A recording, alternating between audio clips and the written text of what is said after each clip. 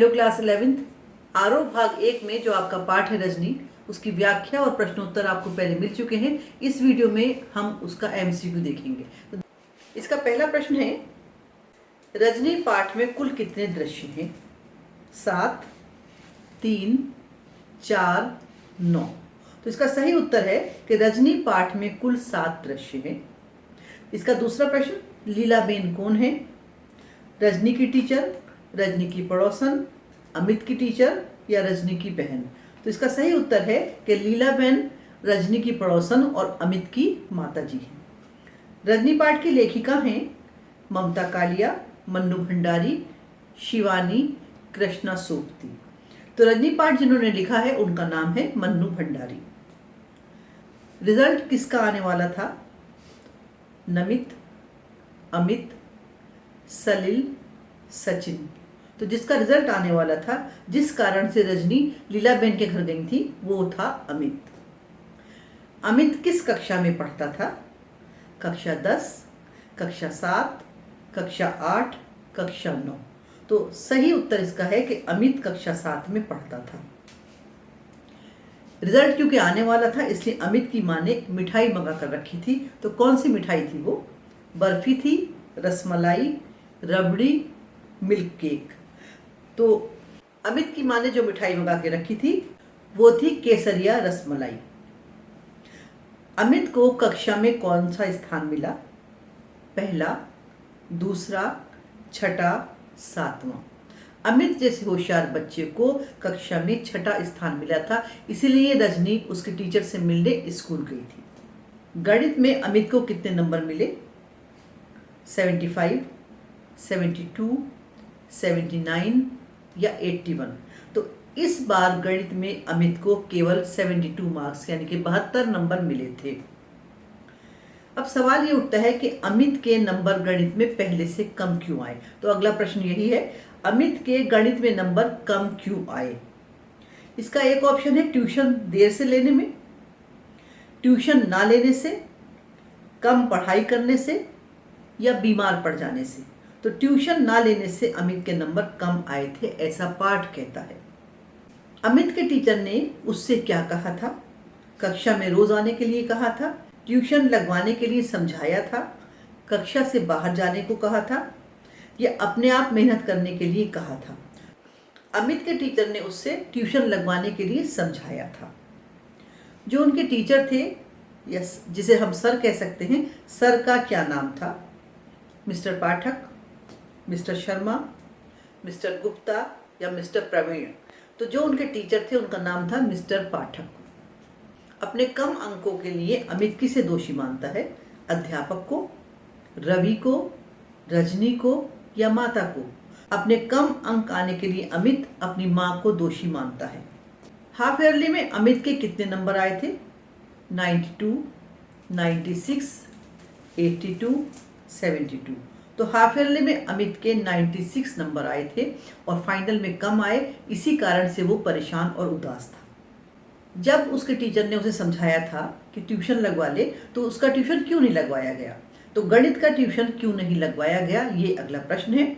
वो गणित में कमजोर नहीं था, परिवार की आर्थिक स्थिति अच्छी नहीं थी, वह गणित में बहुत होशियार था, माता पिता 2 ट्यूशन नहीं लगवा सकते थे। तो इसका जो सही उत्तर है वो है, वह गणित में बहुत होशियार था, तभी उसके पहले 96 मार्क्स आए थे।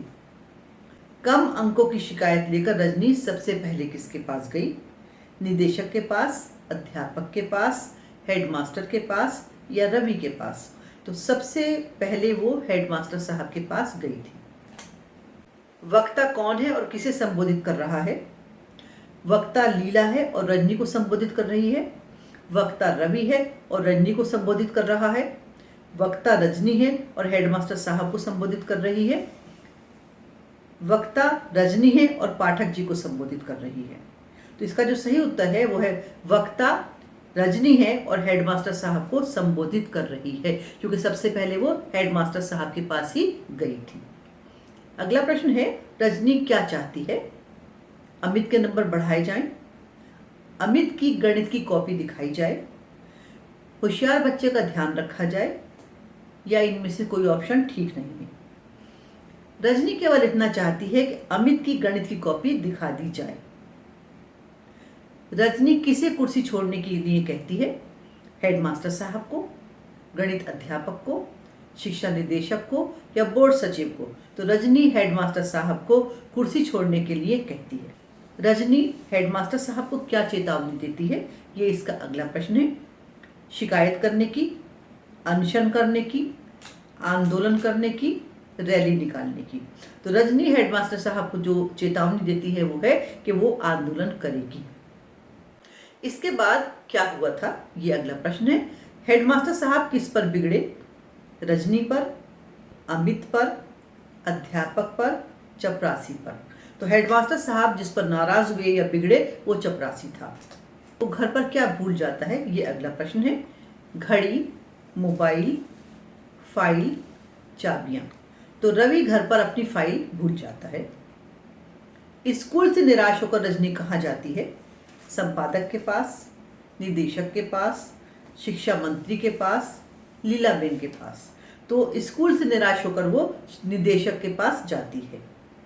निदेशक से मिलने की परमिशन वाली स्लिप किसके पास थी? निदेशक के पास, चपरासी की जेब में, मेज की दराज में, कूड़ेदान में?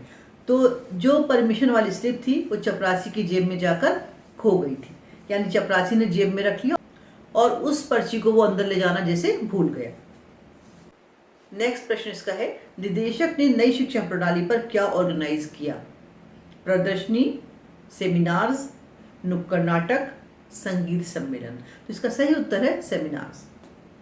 बोर्ड प्राइवेट स्कूलों को मान्यता देने के बाद कितनी ग्रांट देता है? 70%, 80%, 90%, 95%? जो हमारा ये पाठ कहता है वो उत्तर है उसका 90%।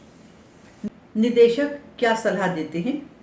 हेडमास्टर को एक्शन लेना चाहिए, रजनी को आंदोलन करना चाहिए, बच्चों को मेहनत करनी चाहिए या माता पिता को ध्यान रखना चाहिए? तो निदेशक रजनी को सलाह देते हैं कि हेडमास्टर को एक्शन लेना चाहिए। हेडमास्टर और निदेशक के बाद रजनी किसके पास जाती है? संपादक के पास, शिक्षक के पास, माता पिता के पास या विद्यार्थी के पास? तो इसके बाद वो संपादक के पास जाती है। जब हेडमास्टर साहब और निदेशक दोनों जगह से वो निराश हो जाती है तब वो संपादक महोदय के पास जाती है। रजनी जब उनको सारी बात बताती है तब कौन कहता है, आपने तो इसे एक आंदोलन का रूप दे दिया? रवि, लीला, अमित, संपादक? तो जो ये कहते हैं कि आपने इसे एक आंदोलन का रूप दे दिया वो थे संपादक। किस तारीख को पेरेंट्स मीटिंग होनी थी? 22, 24, 25 या 29? तो जो पेरेंट्स मीटिंग होनी थी उसकी डेट है या तारीख है 25। रजनी का प्रस्ताव ज्यों का त्यों किसने स्वीकार किया? संपादक ने, अध्यापकों ने, हेडमास्टर ने, बोर्ड ने? तो जो बोर्ड था उसने रजनी का प्रस्ताव ज्यों का त्यों यानी जैसे उन्होंने रखा उसी तरह से उसको एक्सेप्ट कर लिया या स्वीकार कर लिया। I am proud of you Rajni किसने कहा? रवि, निदेशक, कांति भाई, लीलाबेन? तो ये शब्द रवि ने कहे थे जो रजनी का हस्बैंड था और इससे पहले वो हमेशा उसको क्रिटिसाइज कर रहा था, उसे काम में जरा भी सहायता भी नहीं कर रहा था। लास्ट इसका प्रश्न है, रजनी को हम क्या कह सकते हैं? लीलाबेन की सहेली, समाज सेविका, अमित की मौसी या एक अच्छी पड़ोसन? तो रजनी को हम एक समाज सेविका कह सकते हैं। तो इस प्रकार ये आपका एक सरल सा पाठ था जिसमें एक कहानी सी थी और पढ़ाई लिखाई की कुछ समस्याओं को उठाया गया था। उस पाठ के वस्तुनिष्ठ प्रश्न जो बन सकते थे वो मैंने बना के आपको दिए। इस पाठ का सारांश और उसके प्रश्नोत्तर भी ध्यान से पढ़िएगा। Thank you.